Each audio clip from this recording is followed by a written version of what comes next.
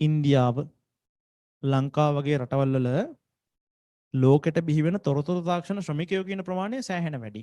එහෙම ඉතින් අර මාකට් එකේ කතන්දරයක් තියෙනවා. දැන් ඔයා US වල ඉපදුනා නම් සමහරවිට ඔයා චූටි කාලේ ඉඳන් පාවිච්චි කරන Windows නෙමෙයි සමහරවිට Mac OS පාවිච්චි කරනවා. සමහරවිට Apple devices පාවිච්චි කරනවා චූටි කාලේ ඉඳන්. ඒ Bill Gates අපිව අල්ලගෙන නේ චූටි කාලේ. දැන් අපි Windows ගන්නවනේ සල්ලි දීලා. මරු නේද? right. බලන්න බිස්නස්. පොඩි එකාට දෙන්න ෂොට් එක. අපිට මුලින්ම ඉතින් මතක් වෙන්නේ මොනවද? Windows නේ මතක් වෙන්නේ. හරි. පොඩ්ඩක් ඉන්නකෝ. පොඩි කතන්දරයක් කියන්න. මේ ඉන්දියාව ලංකාව වගේ රටවල් වල ලෝකෙට බිහි වෙන තොරතුරු තාක්ෂණ ශ්‍රමිකයෝ කියන ප්‍රමාණය සෑහෙන වැඩි. ඒ කියන්නේ මේ ICT ෆීල්ඩ් එකේ ඉන්න එක්ස්පර්ට්ලා බිහි වෙලා තියෙන ගොඩක් ඉන්දියාවෙන් ලංකාවෙන්. ගොඩාක් කම්පැනිස් වල සමහරවිට ඔක ජනගහනයත් එක්කත් ඉතින් එහෙම වෙනවා. ලෝකේ ප්‍රධාන ජනගහන දෙක තමයි එකක් චීනය අනිත් එක ඉන්දියාව. ලෝක ජනගහනය බිලියන 8යි බිලියන 2ක් ඉන්දියන්ස්ලා බිලියන 2ක් චීනු. එතකොට ඉතුරු 4 තමයි අනිත් ලෝකේ ඉතුරු රටවල් වල බෙදලා කියලා තියෙන්නේ. එහෙම බලපුවම ඉතින් ඉන්දියන්ස්ලා ඉන්න ගොඩක් ඉන්න හින්දා එහෙම වෙනවා වෙන්නත් පුළුවන්. ස්ටිල් මේ ලෝකේ ගොඩාක් ටෙක් කම්පැනිස් වල ඉන්දියන්ස්ලා එහෙම තමයි උඩ පුටු වල ඉන්නේ. දන්නවනේ කතාව. බිල් ගේට්ස්ලා එහෙම මොකද කරන්නේ චූටි කාලේ? අර නිදහස් අධ්‍යාපනයේ වගේ අධ්‍යාපන තියෙනවනේ සාමාන්‍ය ලෝකේ. ඒ අර ඔය මේ සවුත් ඒෂියන් කන්ට්‍රීස් වල බිල් ගේට්ස්ලා කරන වැඩේ තමයි ඉස්කෝලවල වලට නිකන් දෙනවා Windows XP දාලා තියන්න ඔයාලා කම්පියුටර්ස් වල අපි නිකන් දෙන්නම්. හරි? රජයත් එක්ක කතා කරලා එයාලා මේ Microsoft Word වලින් වැඩ කරන හැටි එහෙම ට්‍රේනින් ප්‍රෝග්‍රෑම්ස් කරනවා මිනිස්සුන්ට. අපි චූටි කාලෙම ලැබ් එකට යනකොට ලැබ් එකේ කම්පියුටර් එක ඉන්ස්ටෝල් කරලා දෙන Windows XP. ඔයාට choice එකක් නැහැ. චූටි කාලේ ඔයා දන්නේ නැහැ Windows XP අරනහම වෙන operating system තියෙනවා කියලා. ඔයා Windows XP ත් එක්ක වැඩ කරන්න පටන් ගන්නවා. කාලයක් යද්දී ඔයාට ආරංචි වෙනවා තව තියෙන operating system Ubuntu කියලා එකක් තියෙනවා, Linux කියලා එකක් තියෙනවා, Mac OS කියලා Apple devices වල තියෙන. දැන් ඔයාලට Apple iPhone එකෙන් පේන හින්දා සාමාන්‍යයෙන් අම්මට Apple devices වල තියෙන වෙනම operating system එක Windows නෙමෙයි කියලා හිතෙනවා. දැන් ඔයාලට වර්තමානයේ Android phones වගේ අම්මා තාත්තා ගාව තියෙන හින්දා Android phone එකක් දැක්කම තේරෙනවා මේකේ තියෙන operating system එක Windows නෙමෙයි.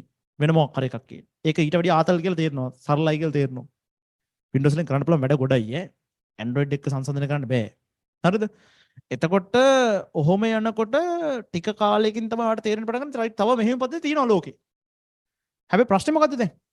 අර 5 වසරෙන් ඔයා කම්පියුටර් ලැබ් එකට යනකොට තිබ්බේ ස්ටාර්ට් බටන් එක වම් පැත්තේ ක්ලෝස් කරන එක දකුණු පැත්තේ Windows XP වලට පුරුදු වුණානේ.